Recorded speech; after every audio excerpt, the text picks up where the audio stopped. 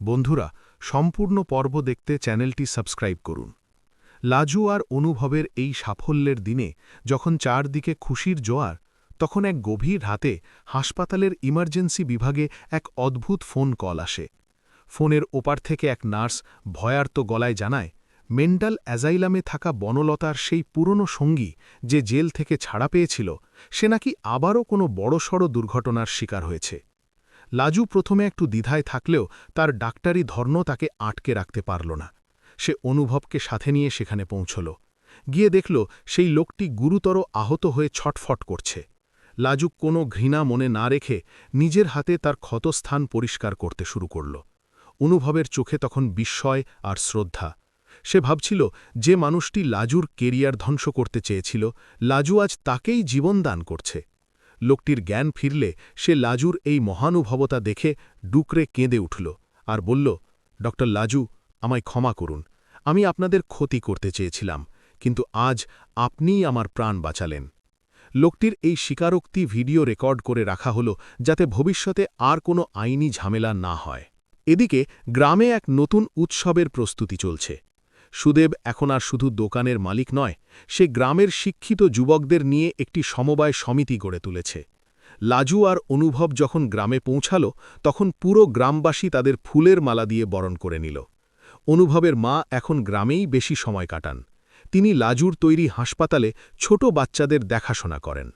একদিন বিকেলে হাসপাতালের বাগানে বসে অনুভব লাজুকে বলল, লাজু, তোমার এই হাসপাতালের জন্য বিদেশের এক নামী সংস্থা বড় অঙ্কের ফান্ড দিতে চেয়েছে। তারা চায় তুমি লন্ডনে গিয়ে একটা স্পেশাল ট্রেনিং নিয়ে আসো।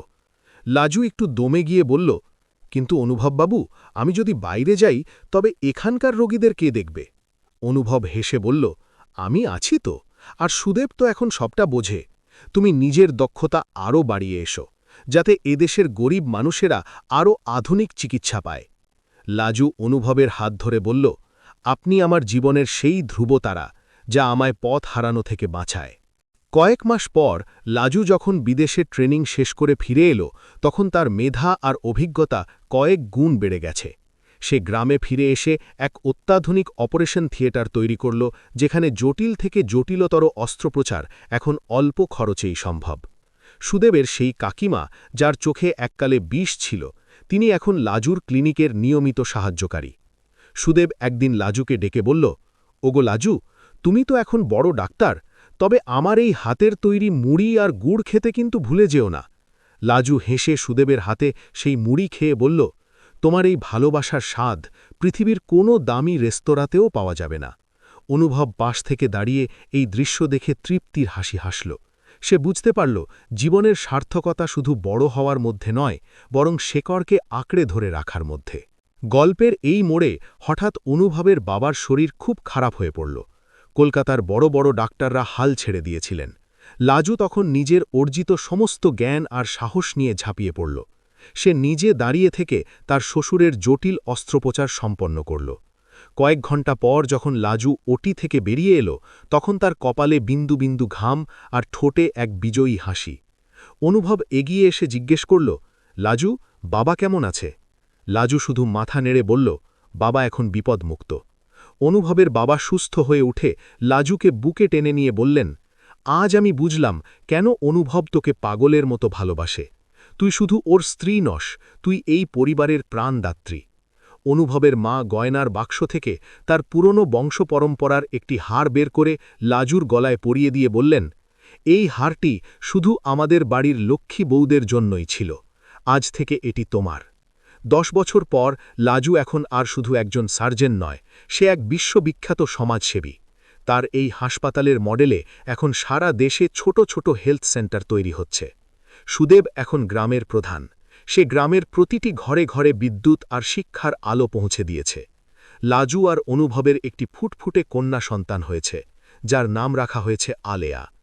আলেয়া যখন তার মায়ের স্টেথোস্কোপ নিয়ে খেলতে থাকে, তখন অনুভব লাজুর কানে কানে বলে, দেখো লাজু, আমাদের এই ভালোবাসার বীজ থেকে এক নতুন নক্ষত্র জন্ম নিয়েছে।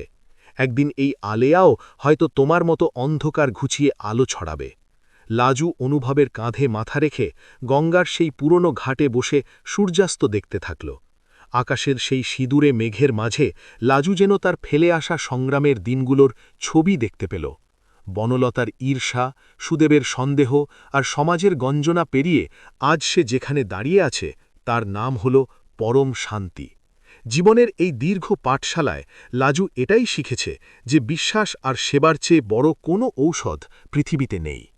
আর সেই ঔষধের নামই হল ভালোবাসা, যা অনুভবের হাত ধরে তার জীবনে চিরস্থায়ী হয়ে আছে। লাজু আর অনুভবের এই সুখের সংসারে যখন আলেয়া বড় হতে শুরু করল, তখন গ্রামের আকাশেও যেন এক নতুন আশার আলো ফুটে উঠল। আলেয়া তার মায়ের মতোই শান্ত, কিন্তু জেদি হয়েছে। সে সারা দিন হাসপাতালের করিডরে ঘুরে বেড়ায় আর রুগীদের সাথে গল্প করে। লাজু মেয়েকে দেখে নিজের ছোটবেলার কথা মনে করে। অনুভব এখন আর শুধু ব্যবসার কাজে ব্যস্ত থাকে না, সে লাজুর হাসপাতালের প্রশাসনিক সব কাজ সামলায়। সুদেব এখন গ্রামের মুরুব্বি হিসেবে সবার শ্রদ্ধার পাত্র। সে আলেয়াকে নিজের মেয়ের মতো ভালোবাসে। একদিন দুপুরে লাজু যখন তার কেবিনে বসে একটা জটিল কেস নিয়ে ভাবছিল, তখন খবর এলো যে বিদেশের এক নামী মেডিকেল ইউনিভার্সিটি থেকে লাজুকে আজীবন সম্মাননা দেওয়ার জন্য আমন্ত্রণ জানানো হয়েছে। লাজু প্রথমে যেতে রাজি ছিল না, সে ভাবছিল তার গ্রাম আর রুগীদের কথা। কিন্তু অনুভব তাকে বুঝিয়ে বলল, লাজু, তোমার এই সম্মান মানে আমাদের দেশের সম্মান। তুমি সেখানে গেলে সারা বিশ্ব জানবে যে বাংলার এক গ্রামের মেয়েও চাইলে দুনিয়া জয় করতে পারে। আলেয়াও বায়না ধরল, সে তার মায়ের এই সাফল্যের সাক্ষী হতে চায়। অগত্যা অনুভব, লাজু আর আলেয়া রওনা হল লন্ডনের উদ্দেশ্যে। বিদেশের সেই ঝকঝকে মঞ্চে যখন লাজু শাড়ি পরে বাংলায় তার বক্তব্য শুরু করল, তখন পুরো হল রুম নিস্তব্ধ হয়ে গিয়েছিল। লাজু বলল, চিকিৎসা মানে কেবল কাটাছেঁড়া নয়, চিকিৎসা মানে হল মানুষের মনের কষ্ট বোঝা। আমি আজ যেখানে দাঁড়িয়ে আছি তার সবটুকুই আমার গ্রামের মানুষের ভালোবাসা আর আমার জীবনসঙ্গী অনুভবের বিশ্বাসের ফল।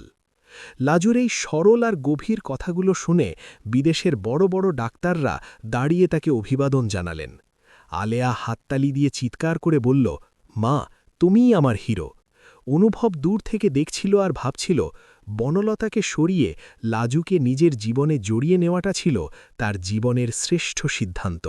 বিদেশ থেকে ফিরে আসার পর লাজু দেখল গ্রামের মানুষ তাকে এক বিশাল সম্বর্ধনা দেওয়ার আয়োজন করেছে। সুদেব নিজে দাঁড়িয়ে পুরো গ্রামকে সাজিয়েছে। রাস্তার দুপাশে ছোট ছোট ছেলেমেয়েরা ফুল নিয়ে দাঁড়িয়ে আছে।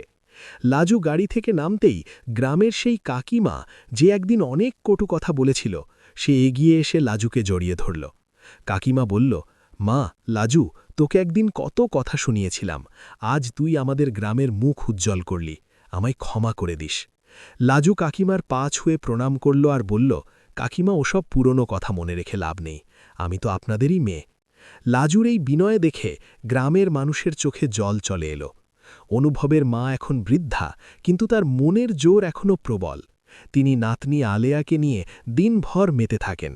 তিনি অনুভবকে ডেকে বললেন, দেখ অনুভব, লাজুকে এই বাড়িতে আনা ছিল আমার জীবনের সবথেকে সঠিক কাজ। আজ আমার ঘর আলোয় ভরে গেছে। গল্পের এই পর্যায়ে হঠাৎ এক নতুন মোড় এলো। গ্রামের পুরনো সেই পঞ্চায়েত সদস্য, যে এককালে লাজুর বিরুদ্ধে ছিল, সে হঠাৎ খুব অসুস্থ হয়ে পড়ল। তাকে অন্য কোথাও নেওয়ার মতো সময় ছিল না। লাজু নিজের সবটুকু উজাড় করে দিয়ে তার অপারেশন করল।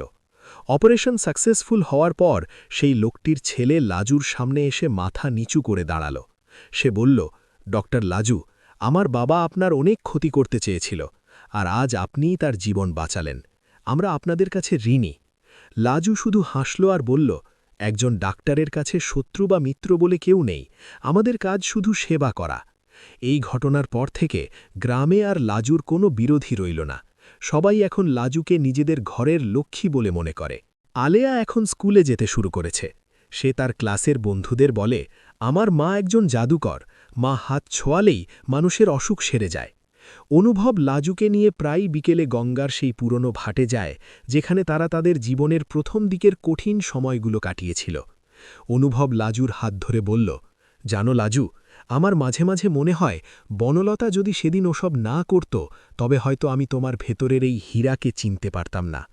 লাজু অনুভবের কাঁধে মাথা রেখে বলল, অনুভববাবু, অন্ধকার না থাকলে যেমন আলোর গুরুত্ব বোঝা যায় না, তেমনি বাধা না থাকলে সাফল্যের স্বাদ পাওয়া যায় না। সুদেব এখন তার লাইব্রেরিকে এক বিশাল কলেজে রূপান্তর করার পরিকল্পনা করছে। সে চায় গ্রামের প্রতিটি ছেলেমেয়ে যেন লাজুর মতো শিক্ষিত হয়ে মানুষের কল্যাণে কাজ করে। রাতের আকাশে যখন পূর্ণিমার চাঁদ ওঠে, লাজু তখন তার ডায়েরিতে লেখে, মানুষের জীবনটা একটা যুদ্ধের মতো, যেখানে ভালোবাসা আর ধৈর্যই হল প্রধান অস্ত্র। বনলতা হারিয়ে গেছে, সুদেব বদলে গেছে, আর অনুভব চিরকাল আগলে রেখেছে লাজু। আজ এক সার্থক নারী, সার্থক ডাক্তার আর সার্থক মা। গঙ্গার বুকে রূপালী আলোর ছটা দেখে লাজু অনুভব করল জীবনের সব পাওয়ার না পাওয়ার হিসেব আজ পূর্ণতায় মিলে গেছে।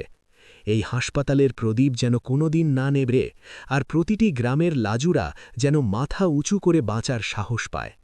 অনুভবের জীবনের আর কোনো আক্ষেপ নেই, আছে শুধু এক আকাশ তৃপ্তি আর ডক্টর লাজুর আগামীর স্বপ্নের সঙ্গী হয়ে থাকার এক গভীর আত্মবিশ্বাস, যা সময়ের সাথে সাথে আরও দৃঢ় হচ্ছে।